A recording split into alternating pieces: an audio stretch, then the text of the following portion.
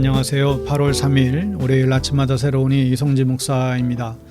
오늘 묵상 부문은 사사기 7장 2절에서 25절인데요. 2절 말씀 먼저 읽습니다.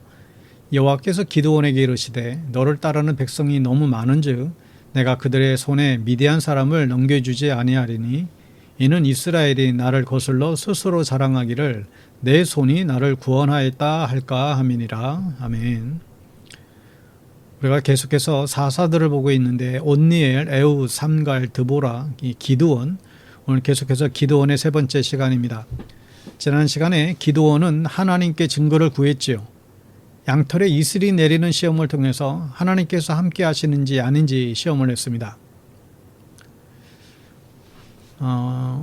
이전에 노아를 다룬 영화가 나온 바 있는데 이 영화 노아를 봤을 때 사람들이 너무나 좀 성경지지 않다고 그런 불평이 있었어요.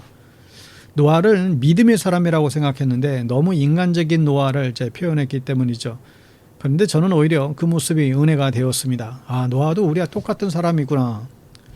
간혹 우리는 착각을 하죠. 성경에 나오는 믿음의 사람들은 사람도 아니고 우리와도 비교도 안 되어서 우리가 따라갈 수 없는 사람들이라 생각해요. 그게 착각입니다. 그 사람들도 동일한 사람이지요. 기드온이 받은 증거가 뭡니까? 천사를 만났어요. 양털을 통해서 기적을 체험했습니다. 그래도 의심과 걱정이 됩니까? 왜 그럴까요? 양털이 젖은 것 그냥 아니라고 하면 아닌 거죠. 천사를 만난 것 그냥 사람 만난 거라고 생각하면 또 그런 거예요. 믿음이 없으면 이 모든 증거들이 다 증거가 아닌 것이죠. 하나님께서 우리에게 주신 증거가 없습니까?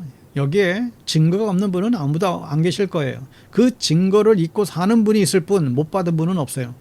여러분, 믿음은 내가 키우는 거죠. 기도는 발버둥을 치며 믿음을 키워가고 있습니다. 그 과정들을 보면 참 기가 막혀요. 2절을 다시 보면 주님께서 기드온에게 말하기를 내가 거느린 군대의 수가 너무 많다. 이대로는 내가 미디안 사람들을 내가 거느린 군대의 손에 넘겨주지 않겠다. 이스라엘 백성이 나를 제쳐놓고서 제가 힘이 세어서 이긴 줄로 알고 스스로 자랑할까 염려가 된다.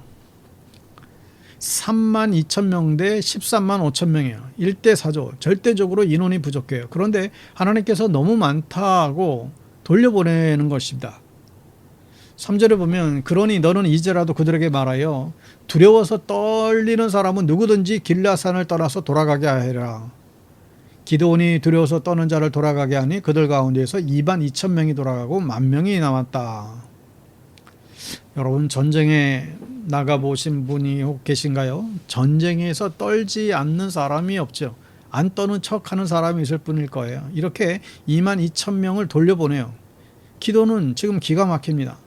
7절을 보면 주님께서 기드온에게 이르시되 물을 핥아먹는 300명으로 너희를 구원하겠다. 미디안 사람들을 너희 손에 넘겨주겠다. 나머지 군인은 모두 온 곳으로 돌려보내라.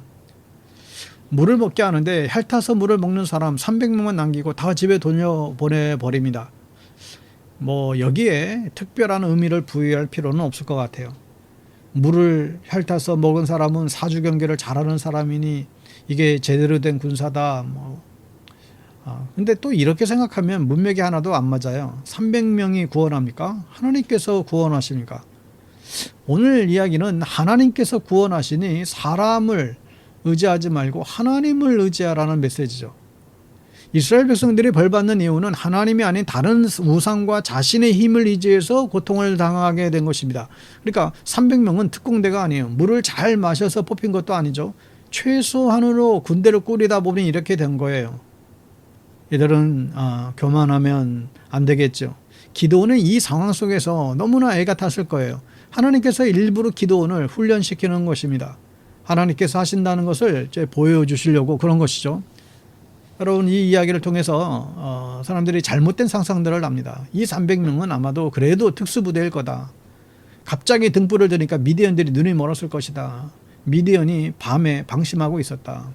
자, 모두가 가능한 상상이긴 하지만 오늘 이야기에서 그런 생각을 하시면 하나님께서 주시는 가장 중요한 메시지를 놓치게 됩니다. 우리가 그런 머리를 쓰기 전에 하나님을 여러분 의지할 수 있기를 바랍니다. 이게 하나님께서 오늘 우리에게 주시는 말씀이에요. 자, 12절에 미디안 사람과 아말렉 사람과 사막 부족들이 메뚜기 떼처럼 그 골짜기에 수없이 널려 있었으며 그들의 낙타도 바닷가의 모래알처럼 헤아릴 수 없이 많았다.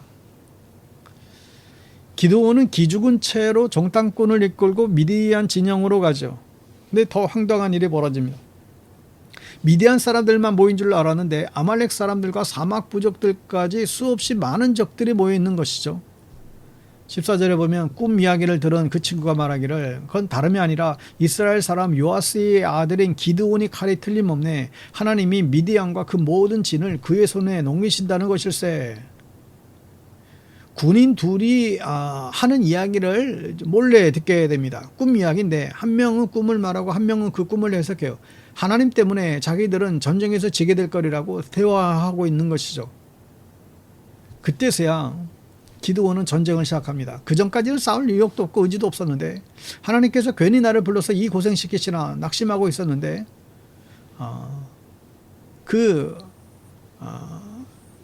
정탐꾼들로 갔다가 미디안 진영의 사람들로부터 그런 꿈 이야기를 이제 전해 들은 것이죠.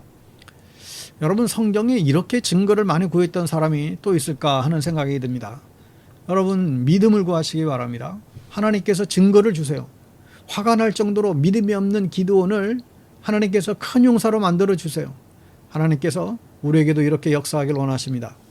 25절에 보면 그들이 미디안의 두 우두머리 오렙과 스앱을 사로잡아 오렙은 오렙 바위에서 죽이고 스앱은 스웹 포도주 틀에서 죽이고 계속 미디안을 추격하였다. 그들이 오렙과 스앱의 머리를 요단강 동쪽 지역에 있는 기드온에게 가져왔다. 자, 이 미디안의 대장을 어디서 죽여요? 처음 숨어서 타작하던 포도주 틀에서 죽입니다. 하나님께서 기가 막히게 기드온을 사용하시죠. 그의 비겁함을 바꿔서 큰 용사로 세우세요. 그러나 기드온이 한 것이 아니죠. 하나님께서 모두 하셨습니다. 여러분, 우리에게도 포도주 틀 같은 약점들이 있어요. 하나님 일을 못할 이유와 핑계들이 늘 있죠. 그러나 하나님을 의지하고 나아가십시오. 믿음으로 극복해 보세요. 여러분, 우리를 쓰시는 하나님의 부르심에 오늘도 순종하며 나갈 수 있기를 예수님 이름으로 축복합니다.